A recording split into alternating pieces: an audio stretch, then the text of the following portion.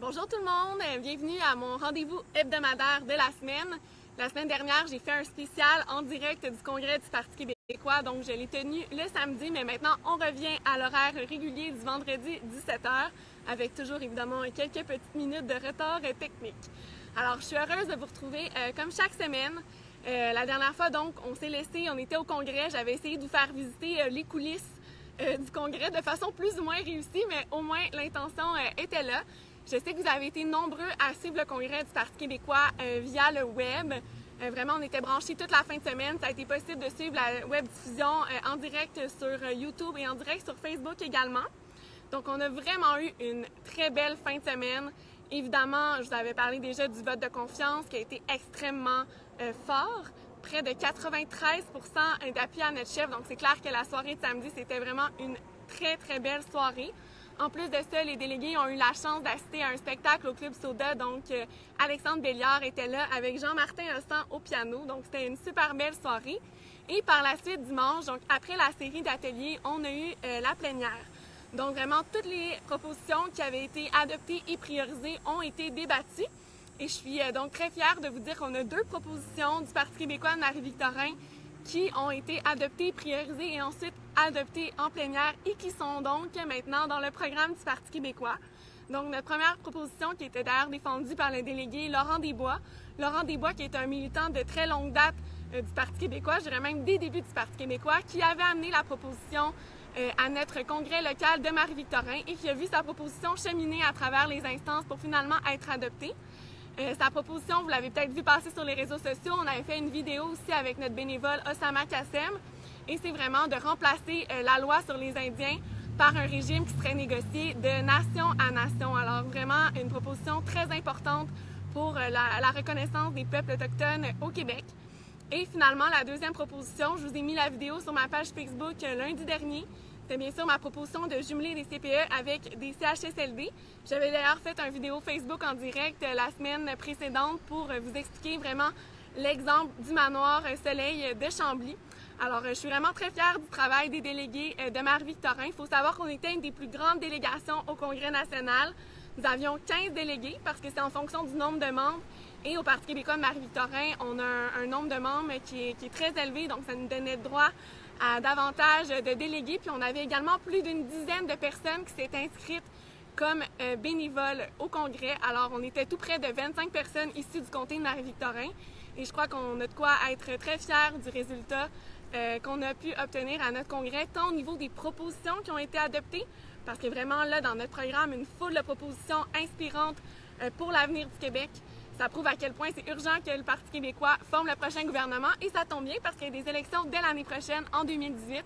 Et à partir de là, on va pouvoir appliquer notre programme et vraiment contribuer à réformer le Québec parce que Dieu sait que sous 15 ans des libéraux, il y a vraiment du travail à faire pour rebâtir. Et nous serons là l'an prochain avec évidemment votre confiance à la suite des élections générales, qui sont d'ailleurs à toute fin pratique dans presque un an. Dans un an, à la mi-septembre, nous serons à 2 semaines des élections parce que c'est à noter à votre agenda. Les prochaines élections générales, ce sont le 1er octobre 2018.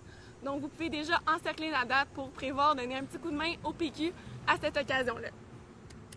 Finalement, aussi, si vous voulez voir concernant le Congrès, j'ai fait une entrevue aussi en direct sur Facebook avec le Parti québécois, mais je l'ai mis sur ma chaîne YouTube. Alors, n'hésitez pas à aller faire un tour. Toutes mes vidéos sont toujours consignées sur ma chaîne YouTube. Alors, vous êtes invités à aller visionner cela. Également, à la fin du Congrès, on a pu élire le Conseil exécutif national, dont je suis très fière de faire partie. En fait, le Conseil exécutif national contient aussi il y a 3 députés qui peuvent siéger sur le CEN. Donc, je suis l'une d'entre elles avec mes collègues Dave Turcotte de Saint-Jean et Mireille Jean de Chicoutimi. Donc, j'ai hâte, c'est encore un nouveau défi.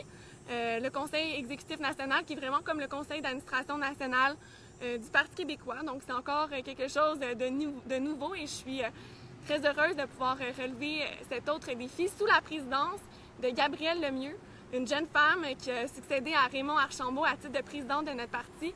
Et franchement, il y a une superbe équipe qui a été élue. Il y avait même une élection au poste de conseillère femme parce qu'il y avait plus de femmes qui voulaient se présenter que le nombre sur l'exécutif national. Alors ça aussi, c'est une bonne nouvelle. Ça prouve la vitalité du Parti québécois.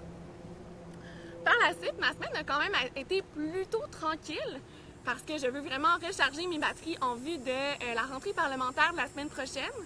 Donc lundi, j'ai travaillé sur des dossiers à mon bureau. Mardi, mercredi, j'ai même pris congé pour vraiment pouvoir me reposer. Par la suite, jeudi, je suis allée faire ma séance de bénévolat mensuel pour l'aide alimentaire du quartier Saint-Vincent-de-Paul. Donc vraiment avec une gang de bénévoles dévoués. C'est incroyable quand on jase aux gens qui s'impliquent là-bas. C'est des gens qui sont là depuis 10, 15, 20, même 25 ans. Donc, je salue Madame Levert, qui est là, elle, depuis 23 ans maintenant. C'est vraiment impressionnant. Puis ces gens-là font une différence dans la vie quotidienne des gens du quartier. Donc, chapeau. Ça a été un plaisir de me joindre à vous pour cette séance-là, pour l'aide, pour vous aider à préparer l'aide alimentaire. Par la suite, je vous souhaite une entrevue avec le magazine Reflet Société que je vais vous partager là, dans les prochaines semaines au sujet de la conciliation travail-famille. Et finalement, en soirée, je suis venue ici à la bibliothèque Jacques-Ferron pour assister au lancement de la programmation des Journées de la culture de Longueuil, donc qui auront lieu à la fin du mois de septembre, début du mois d'octobre. Donc, il y a vraiment une programmation très, très intéressante, des activités riches et diversifiées auxquelles j'ai hâte de participer et j'espère pouvoir vous croiser à cette occasion-là également. Finalement, aujourd'hui, ce matin, je suis allée à l'Assemblée générale de la Fédération du Québec de planning des naissances, donc en lien avec mon nouveau dossier de la condition féminine. Donc, je salue toutes les femmes que j'ai rencontrées des différents groupes ce matin. Par la suite aussi, je suis allée faire un tour à la vente exposition d'artisanat au 165 rue Charon. Donc, du côté de Ville-le-Moine, mais c'est une de nos fidèles bénévoles, Gemma, qui organisait l'exposition. Alors, j'invite, si ça vous tente, d'aller voir ça. Ce sont vraiment des produits qui sont faits à la main et avec amour. Donc, si vous voulez aller les encourager, c'est jusqu'à demain, donc samedi à 17h. Et finalement, cette fin de semaine, ça va être tranquille aussi. Je prends encore 2 jours de congé. Je m'en vais visiter ma meilleure amie à Toronto parce que lundi, on recommence l'Assemblée nationale. On a un caucus toute la journée à Québec. Mardi, c'est la rentrée parlementaire officielle. Alors, on a beaucoup de pain sur la planche.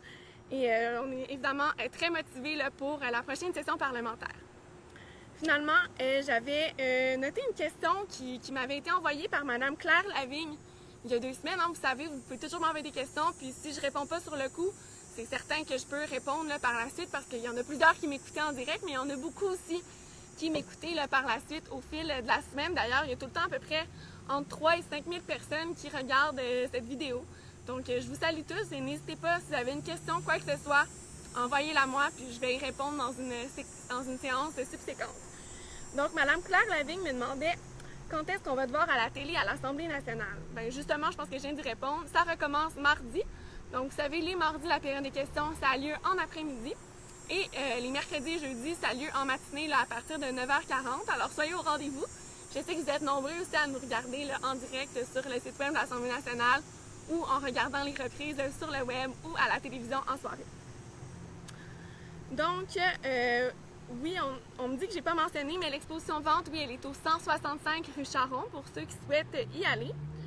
Il y a Marc-André Pilon qui me dit « Je suis avec toi tout le temps, bonne soirée ». Eh bien, merci Marc-André d'être fidèle au poste, toujours.